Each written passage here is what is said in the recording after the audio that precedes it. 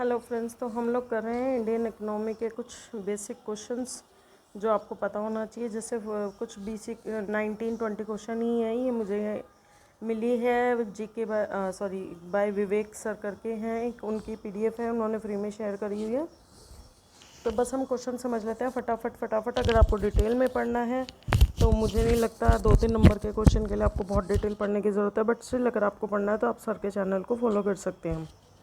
तो first question है कि स्ट्रक्चरल अनएम्प्लॉयमेंट, जो संरचनात्मक बेरोजगारी है, वो किस वजह से होती है? वो होती है कि इनएडुकेट प्रोडक्टिव कैपेसिटी, यानी अपर्याप्त उत्पादक क्षमता। मतलब सपोज़ आपकी कोई जो 10th पढ़ा हुआ बच्चा है और उसको आप ऐसी जॉब दे दें जहाँ पर ग्रेजुएट रिक्वायरमेंट है या मास्टर डिग्री रिक्वायरमेंट है, तो वो प्रोडक्ट उतने कैपेबिलिटी से वो बंदा काम ही नहीं कर पाएगा। तो वो होती है स्ट्रक्चरल अनएम्प्लॉयमेंट, जिसे जनरली, जैसे देखिए कुछ हमारी तरह की बेरोज़गारी और भी है। हमारी फर्स्ट है जैसे साइक्लिक अनएम्प्लॉयमेंट, जैसे चक्रीय बेरोज़गारी। मतलब चक्रीय बेरोज़गारी वो होती है, एक को मिल गया एक को हटा दिया, एक को मिल गया, तो मतलब एक सर्कल चलता रहता है बेरोज़गारी का। जैसे अगर हम बात करें, एक होती है मौसमी बेरोज़गारी की। हमारे यहाँ एग्रीकल्चर बहुत ज़्यादा है, तो जिस टाइम पे खेती होगी उस टाइम पे तो उन मज़दूरों को काम मिल जाएगा, नहीं तो वो खाली रहेंगे, या किसान हैं। उसके बाद है घर्षणा जनित बेरोज़गारी, फ्रिक्शनल मतलब पता नहीं चल रहा है कब हो रही है, कभी, मतलब कुछ सपोज़ अगर 5 की रिक्वायरमेंट है लेकिन हम लोगों ने 4 को रखा हुआ है, उनसे ज़्यादा काम कर रहे हो, तो वो एक की जगह वो फ्रिक्शनल में आ जाती है। डिसगाइज प्रचलन, छिपी हुई बेरोज़गारी भी इसी तरीके की ये बेरोज़गारी ने हम डिटेल में पढ़ेंगे। उसके बाद है the major aim of devaluation is to, अवमूल्यन का मुख्य लक्ष्य होता है कि हम जो है निर्यात को ज़्यादा से ज़्यादा बढ़ाएं। ठीक है। उसके बाद है इनडायरेक्ट टैक्स का क्या मतलब है? इनडायरेक्ट टैक्स का मतलब होता है जहाँ पर आपका जो टैक्स पेयर है और गवर्नमेंट में डायरेक्ट रिलेशनशिप नहीं होता। जैसे आप कोई भी, आपने एक एप्पल का फ़ोन ख़रीदा है तो आप जो है, आपने देखा होगा उस बिल में जो है आपका CGST या GST या टैक्स वगैरह लग के आया हुआ होता है। वो टैक्स आप डायरेक्ट गवर्नमेंट को पे नहीं करते, तो वो हो जाता है आपका इनडायरेक्ट टैक्स जो आप सर्विसेज या गुड्स पे लेते हैं। Which among the following is not the outcome of decrease in prime lending rate? Prime lending rate क्या है? Note the outcome of decrease in prime lending rate. निम्न में से कौन मूल उधार दर में कमी का एक परिणाम नहीं है? मूल उधार दर मतलब जो हम लोग रेट पे लेते हैं, प्राइम लेंडिंग रेट जो हम लोन देते या लेते हैं, वो डिक्रीज़ होने का कारण इनमें से नहीं है। डिक्रीज़ होने की वजह से कम नहीं होगा, उत्पादकता में कमी नहीं होगी। ऑब्वियसली बैंक ऋण में वृद्धि हो जाएगी, लोग ज़्यादा बैंक लोन लेंगे, बचत दर में कमी हो जाएगी, क्योंकि जब सेविंग रेट है, ऑब्वियसली अगर हम लोन कम पे दे रहे हैं, कम पे ले रहे हैं, तो हम सेविंग भी कम पे करेंगे। कंज्यूमर प्रोडक्ट भी होगी, लेकिन उत्पाद productivity. Which among the following body regulates mutual funds? Mutual funds कौन करता है? कौन करता है? तो वो हमारा SCBI करता है, securities exchange board of India, जिसका नाम ही है। इसका हेडक्वार्टर कहाँ पर है? मुंबई में है। ये एस्टेब्लिश्ड कब हुआ था? 1988 में। और इसको जो पावर करता है, वो एक्ट कब बना था? वो बना था SCBI एक्ट 1992 में, जो इसको पावर देता है। इसके जो चेयरपर्सन है वो मिस्टर अजय त्यागी है। एशिया का सबसे पुराना जो शेयर बाज़ार है वो कहाँ पर है? 1875, बॉम्बे स्टॉक एक्सचेंज। ठीक है।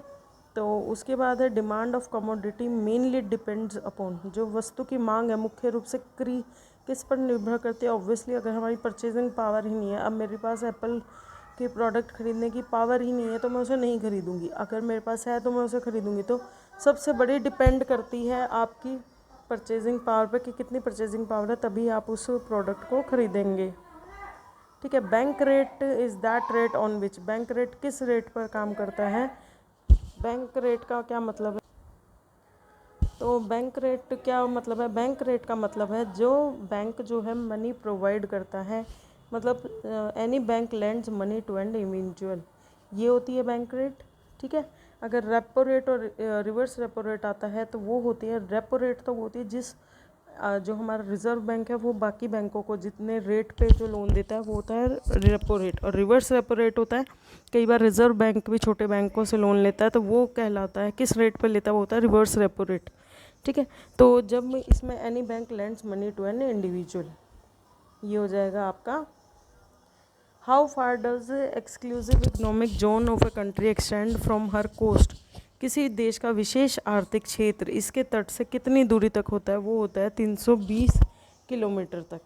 ठीक है, जैसे यहाँ पर देखिए, यहाँ पर इन्होंने बताया हुआ लैंड यहाँ पर है और ये आपका तटीय क्षेत्र है, तो यहाँ से क्या कह रहा है कि 200 किलोमीटर तक तो एक्सक्लूसिव होता है और 120 धीरे धीरे वो बढ़ जाता है। Which of the following is not considered as national डेप्ट। इस किसे राष्ट्रीय ऋण नहीं माना जाता है। जो हमारी इंश्योरेंस पॉलिसी है वो हमारा राष्ट्रीय ऋण नहीं है, क्योंकि वो हर पर्सन इंडिविजुअल के लिए है। राष्ट्रीय बचत प्रमाण है, ये हमारी सेविंग है।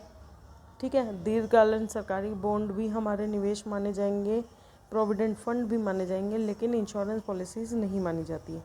Which of the following is not included in the, इसे राष्ट्रीय आय में नहीं कर सकते, क्योंकि लॉटरी अगर कोई जीतता है तो वो हमारी राष्ट्रीय आय नहीं होगी। लेकिन हम लोग ब्रिज बना रहे हैं, उस पर खर्च कर रहे हैं और उससे हमें जो टैक्स मिल रहा है तो वो हमारी आय में काउंट होगा। अगर हमने घर ले रहे हैं, रेंट पे दे रहे हैं, उसका हम पक्के बिल से उनका रेंट ले रहे हैं, वो भी काउंट होगा। अगर हम एजेंट को एक सेल ऑफ हाउस में पे कमीशन दे रहे हैं तो वो भी उसमें काउंट होगा, लेकिन विनिंग ऑफ लॉटरी नहीं होगा। Who prepared the first estimates, किसने सबसे पहला देश का राष्ट्रीय आय का पहला आकलन किसने किया था, वो किया था दादा भाई नौरोजी ने 1867 में। एक रेफ्रिजरेटर है जो केमिस्ट की शॉप में वो काम कर रहा है, ठीक है, इस्तेमाल किया जा रहा है, तो उसे हम क्या बोलेंगे, वो अंतिम वस्तु है, क्योंकि जो कोई भी चीज़ है कंज्यूमर उसको यूज़ कर रहा है, आगे उसको फॉरवर्ड ना तो बेच रहा है ना ही उसके रूप में परिवर्तन कर रहा है, तो वो होता है हमारा फाइनल गुड्स। डिसइन्वेस्टमेंट इज, विनिवेश क्या होता है, डिसइन्वेस्टमेंट क्या होता है कि हमने गवर्नमेंट के कुछ शेयर करे थे, गवर्नमेंट के जो शेयर हैं वो प्राइवेट कंपनीज़ को वो दे देता है, वापस ले लेता है या बेच देता है, तो वो कहलाता है offloading of government shares to private company. सरकारी अंशों को निजी कंपनियों से बिकावली में दे देते हैं। जैसे आपने सुना होगा कि उस पर्टिकुलर इंडस्ट्रीज को है वो प्राइवेटाइजेशन किया जा रहा है, तो वो डिसइन्वेस्टमेंट हो जाएगा, क्योंकि सरकार अपनी इन्वेस्टमेंट वहाँ से हटा रही है। ग्रीन बैंकिंग का, हरित बैंकिंग का क्या मतलब है, जब हम जो बैंक है वो पर्यावरण अनुकूल परियोजनाओं का वित्त पोषण करें, मतलब जो पर्यावरण से रिलेटेड जितने भी प्रोजेक्ट्स हैं उनको फाइनेंस कर रही है, उनको पैसा दे रही है, तो वो कहलाती है ग्रीन बैंकिंग। ठीक है, इनमें से कौन सा स्टेटमेंट है जो करेक्ट है, तो वो करेक्ट है आपका कि bad money drives good money out of circulation.